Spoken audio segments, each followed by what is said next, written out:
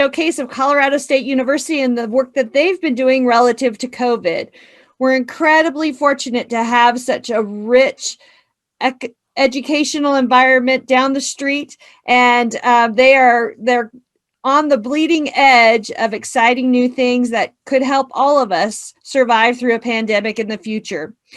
Our first presenter is Susan DeLong. She's the Associate Professor of Civil and Environmental Engineering at Colorado State. Multiple cities around the world and in the United States have reported that viral shedding of fecal matter can be detected weeks before patients present with symptoms of COVID-19.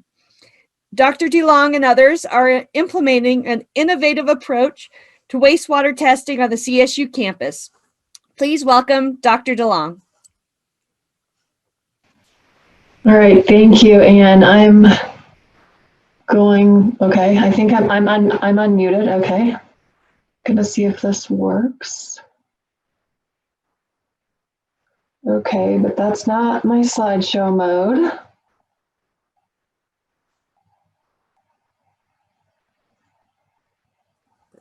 There it goes. Okay, wonderful.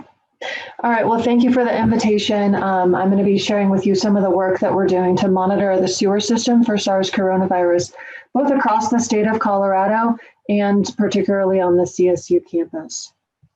Actually, before I get started, let me just point out that the work that I'm going to talk about is a tremendous collaboration, but the particular molecular analysis that we're doing was a collaboration between myself, Dr. Carol Willis, who's also a professor in microbiology at Colorado State University. And we've also been partnering with a local company, GT Molecular, and there we worked with Drs. Rose Nash and Sarah Kane. So as Anne pointed out a minute ago, we know from early studies that the SARS coronavirus can be detected in wastewater before the pandemic, before we see outbreaks hit. And this slide shows some data from a study done early in March and April in France, where the pandemic reached Europe before it reached the United States. And what you can see on this graph is that you can detect levels of the SARS coronavirus in raw sewage before you see spikes in cases and deaths in France. So we know that this is an early warning signal and that this data can give our public health officials information such that they can prepare. We now know that the data, the peak, the spikes in SARS coronavirus in wastewater is preceding case data by 4 to 10 days from monitoring efforts that are taking place here as well as across the world. So I just want to talk about the two applications that we're working in. The first is broad scale monitoring. This type of approach is extremely cost effective because we can sample we could take a relatively small number of samples and get a barometer on the level of disease in our communities. So this broad surveillance is done at wastewater treatment plants. We're working with, I think now 20 wastewater treatment plants across the state of Colorado.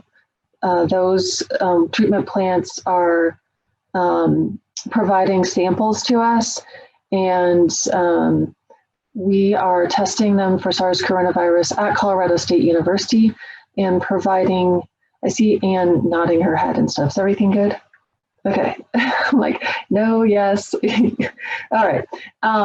So yeah, we are measuring SARS coronavirus in this wastewater, and we are calculating levels and determining trends and providing that to CDPHE, which their epidemiologists can use to integrate with their all the different data sets that they have to determine next steps in terms of social distancing and status that we need to take to stay safe in our community. So this is pretty cost effective. I just want to give a shout out to all the different people that are involved. I'm actually speaking at the Rocky Mountain Water Conference today from 12:30 to 2. We have a big presentation on this collaborative. So many partners. I'm really sharing an effort that's been tremendous, that's been taking place since really April, May of last year. All right, so a little bit about how we do this. This is an image of Jason Graham from our Fort Collins Water Reclamation Facility. And this is a picture of him actually taking a sample that would then be delivered to CSU for this analysis. I just stole this picture from an NPR study that was, I guess this was back in July.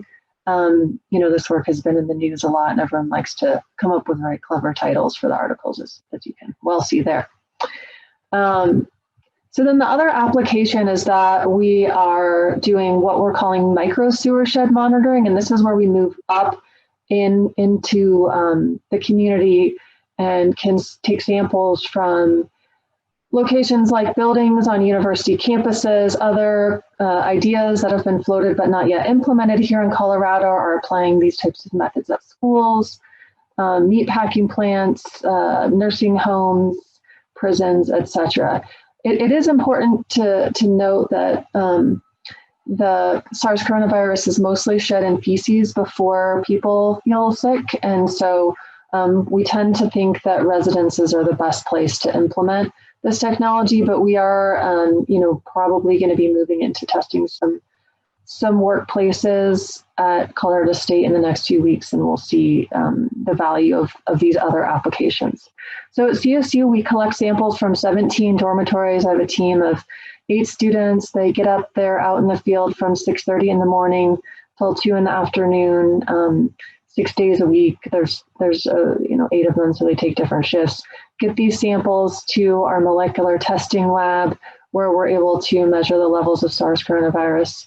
The great thing about this application is that it's very actionable. If we detect spikes in the building, we then roll out a testing protocol and test individuals in those residences, identify the infected individuals, move them to a quarantine housing situation. And, by that approach, we're able to keep the outbreaks under control on campus. And so far, it's been working really well. I'm sure some of you have seen things in the Colorado and in the news about the impact of this effort. So there's just to give you a feel for how this works. I know some people might be curious about implementing this at various locations within our communities. Essentially what we're doing is we are hanging compositing pumps in sewers. So we identify a manhole, or we can identify what wastewater flows to that manhole. Ideally, it's wastewater from a single building or a small group of buildings, so that it's possible for us to take action by testing a small group of people. And so we identify these locations. We're using these compositing pumps. So basically these pumps hang down in the sewer and they collect a few mils of wastewater every 15 minutes over a 24-hour period, so that we're able to capture, whatever viral signal is going by throughout the day.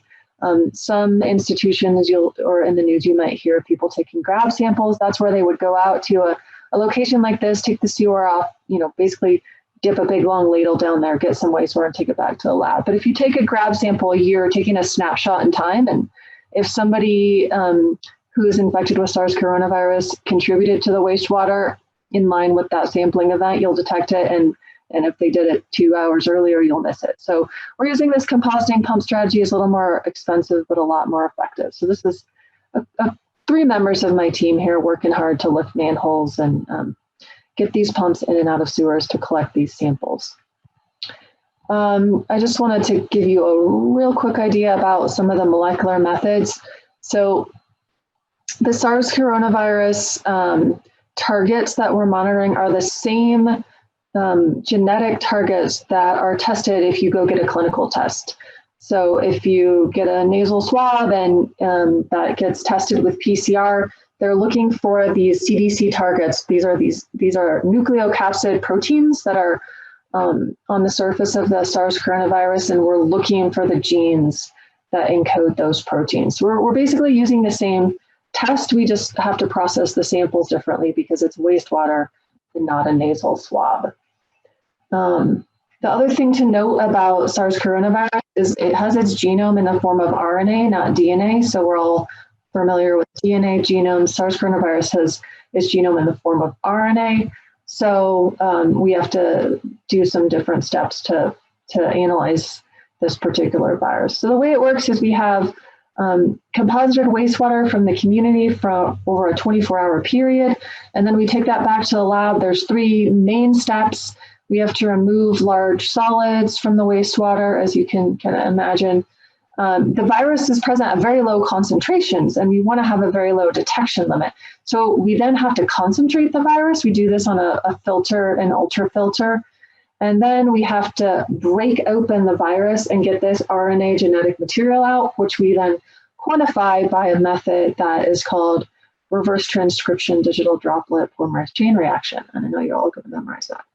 And then we use some controls that I don't have time to get into, but there is a lot of QA QC that goes into this data. So I am going to tell you what this name means really quickly. So because the coronavirus is an RNA virus, this polymerase chain reaction test that we run can only be done on DNA. So the first step is we have to make a DNA copy of that RNA. That step is called reverse transcription. So there's your RT. Polymerase chain reaction is a molecular tool that makes many, many copies of a genetic target so that you can detect it. And then digital droplet is a version of that that's the most cutting edge version on the market that allows for quantification. And that's really critical here because we're not getting a yes/no answer. We need accurate quantification. And, you know, I just show you some quick data here. We are able to see in some of our efforts that levels of the SARS coronavirus do correlate with new cases, and they do precede, the spikes in the wastewater do precede new cases by about 4 days. I didn't have time to talk about the QA/QC and the normalization, but you can see here normalized and unnormalized data. And this is another way that we're normalizing data. And so I'm hopefully I didn't go over time, but that's what I wanted to share with you guys today. Dr. DeLong, thank you so much. I'm sorry that I distracted you. I'm just blown away by what you're doing and the team that you have at the table. So thank you so much. Okay. In addition to the work that Dr. DeLong is doing, Dr. Mark Zabel is leading a team to develop the capability to proactively screen a much larger portion of the CSU population with rapid turnaround digital droplets of pooled saliva samples. I can't wait to learn more. Please welcome Dr. Mark Zabel. Good morning, everyone. I'm just going to share my screen real quick. All right, can you all see this?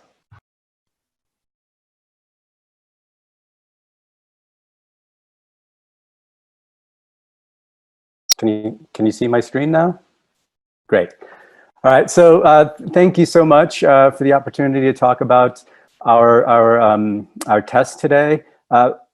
Before I start, I just wanted to thank the team involved with this. This was a little graphic that my postdoc Phil Fox down here put together for the MP4 Dream Team, which includes myself and my graduate student Caitlin Wagner, my lab manager Liddy Gordon, Phil Fox, and then a whole host of other graduate and undergraduate assistants and associate researchers. So, and I also want to thank Susan for that excellent presentation and introduction to droplet digital PCR, so I don't have to go into great detail. She did an excellent job of explaining it. And I don't know if you noticed, but her team is consisted of 4 really great female scientists, so yay, women in science. And I'll also point out that among those, Dr. Sarah Kane is a former graduate student in my lab, and so it's great to see her contributing. Not surprised, she's an excellent scientist. So our screening test is called multiplex paired pool ddPCR, or MP4. Everybody that knows me knows I love a good acronym. And I'll just go through this. This multiplex just refers to things that Dr. DeLong was referring to in terms of the targets that we're trying to detect, including the N1 gene from SARS-CoV-2. And just like Dr. DeLong, we have to have a human sample control in our saliva samples, and this is detecting the human RNase P gene. The primers that we use to amplify these signals are validated through the Centers for Disease Control, so that helps with our test and hopefully eventual emergency use authorization from the Food and Drug Administration. We've adapted a process for processing our saliva based on a protocol called Saliva Direct. This was developed at Yale University by Dr. Nathan Grubaugh, who is also a CSU graduate student alum. He graduated from my department of microbiology, immunology, and pathology. But it is a process for streamlining finding that RNA in saliva samples. So it's a very quick and simple process, and it's greatly enhanced our ability to turn around our test results in less than 24 hours. The paired pool part of this MP4 refers to the pooling strategy we use. So this allows us to test a far greater number of saliva samples in any given day by pooling 8 individual samples into pools. The paired part comes through putting each individual sample in 2 unique pools. This has the effect of giving each sample a unique 2-pool code, and I'll explain that in just a second. And then, like I said, Susan did a great job of explaining droplet digital PCR. Some of the highlights, though, for us and for large-scale testing is that it is more sensitive, reliable, and reproducible than standard quantitative PCR that most large-scale testing employs. Because this is a slightly different assay and it requires different reagents, and we are using saliva as our sample substrate, it greatly simplifies the reagents that we do need, and the reagents that we use for this test are slightly different than most people use for their tests. And that, we hope, will lead to less competition for the reagents that we use, ensuring an uninterrupted supply chain, which is hugely important when you're sampling and testing thousands of samples a day, as our team is doing. This pooled strategy allows us to have a turnaround time of typically less than 24 hours. Sometimes it's 36 hours, depending on when we receive those samples during the day, but it can be as little as 8 hours. We are doing paired pools, so every sample is run in duplicate. That also increases our reliability. And overall, this process saves us incredible amounts of time, reagents, supplies, and money. And so, for example, our MP4 test comes in right around $8.78 a test. The commercial FDA-validated PCR test that many people use and that we use to validate our test costs over $100 per sample. So we realize a great cost savings. This test is not perfect. Any test that does employ pooling is going to be a little bit less sensitive, although the ddPCR is 10 to 100 times more sensitive than conventional PCR. So that trade-off is a good one for us. However, this is not a point of care test. It's considered a complex test by the FDA, just meaning it requires specialized reagents. It requires a laboratory. You don't get results at the same place that you provide your test sample. So that increases the turnaround time. And as you'll see in a moment, this pooled strategy is dependent on a relatively low positivity rate. But we really do like this assay because when we pair it with Susan's wastewater testing, it allows us to identify potential outbreaks before they actually occur.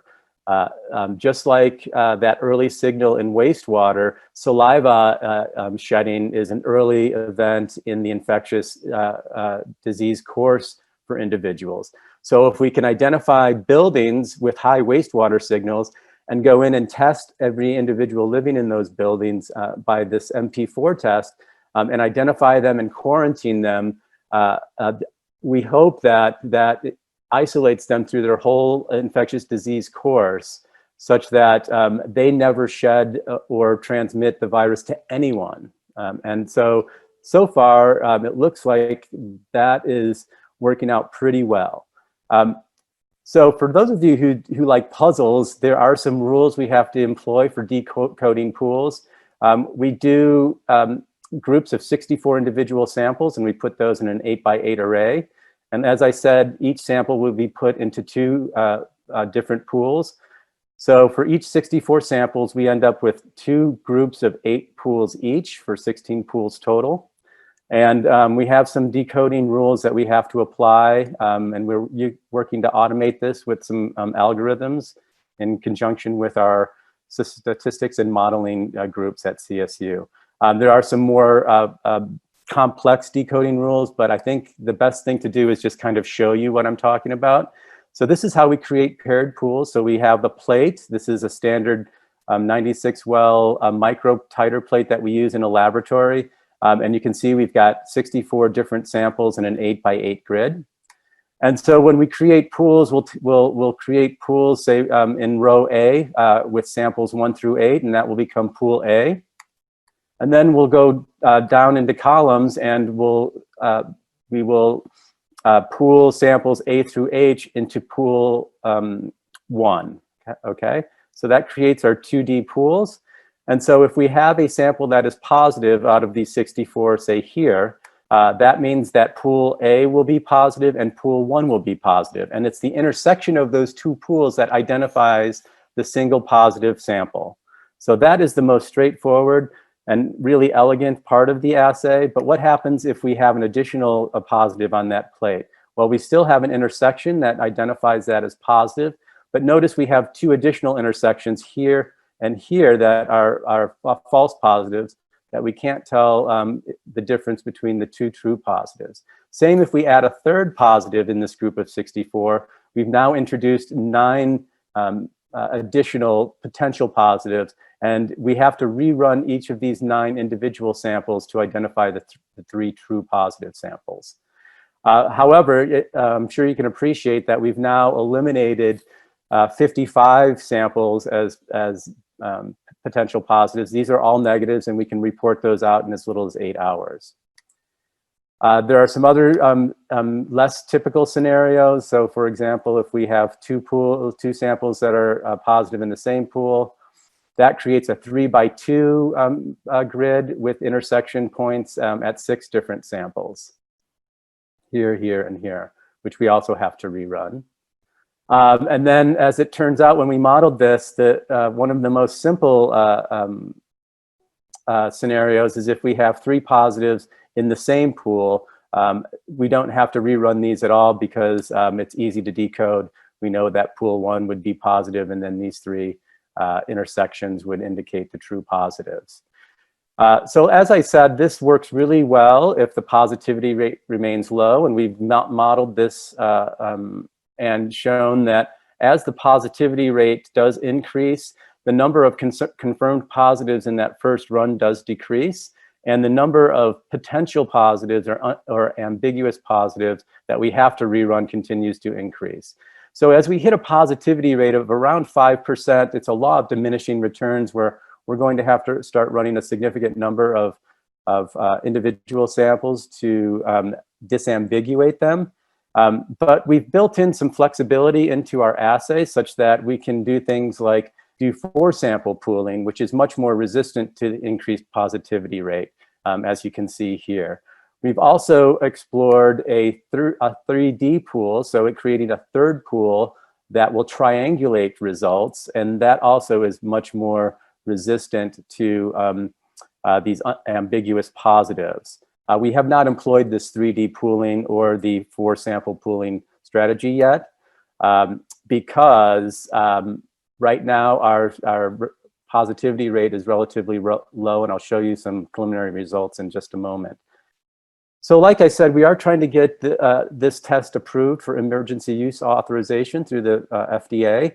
To do that, we need to validate it against the FDA validated PCR test, and we've started to do that. This is some of our initial assessments using around 744 samples, saliva samples collected from CSU students. And this top row shows you the FDA approved test with true positives and here true negatives. And then on the side here for our MP4 test are the positives that we identified. And then the false negatives, this means that these are 2 samples that were positive by the FDA test that we missed. And then we have our false positives over here that we called positive, but the FDA approved test called negative. We have strong data and would argue that these are not false positives, but just that our test is about 10 to 100 times more sensitive than the FDA validated PCR test. So the stats on that initial samples shows that we have a sensitivity of around 93–94% compared to the FDA approved test. Specificity, which just means we identify negatives that are truly negative at about a 99% positivity rate. And then we've got some other positive and negative predictive values that are important for public health considerations. And overall, the accuracy of our test approaches 99%. And just to wrap up, we've got some preliminary data since we've started employing this salivine screening. This is just showing you the rates. So the top of these bars shows you the total tests that we're performing over the last 2 weeks or so. We're approaching about 1,000 test results per day. The blue part of these bars represents the number of positives that we have identified. Just please note that this is a log scale. So this is 1 to 10, this is 10 to 100, and 100 to 1,000. So overall, over the last 12 or 13 days, these are the positivity rates that we've seen among CSU students in the blue on a daily rate. And then this orange line here indicates our 7-day average positivity rate. And then this finally, this red dot here shows you the total average positivity rate over this entire time period. So importantly, our rates are still relatively low.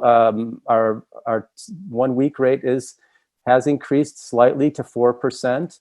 Our 12-day average is still around 3%. And this is critical. This tells us that we are identifying positive individuals relatively early. We've been able to isolate and quarantine those folks and keep our positivity rate about half of what the Larimer County and the Colorado positivity rates have been, which is really saying something on a college campus. I will also say that we have a positivity rate of at least half as low as CU Boulder too, which explains one of the reasons why we have not had to shut down our campus for weeks, just as CU Boulder did last month. So far so good. And I think with that, I am going to end and see if anyone has any questions that I can try to answer. And I'm just Thank trying to you get back so to much, Dr. Zabel. The innovation that's occurring on campus just is amazing. So we appreciate your time today. And certainly if people have questions, we will forward them on to you. But again, thank you so much. Our final speaker today is Leslie Choi. She's a senior faculty in the Department of Psychiatry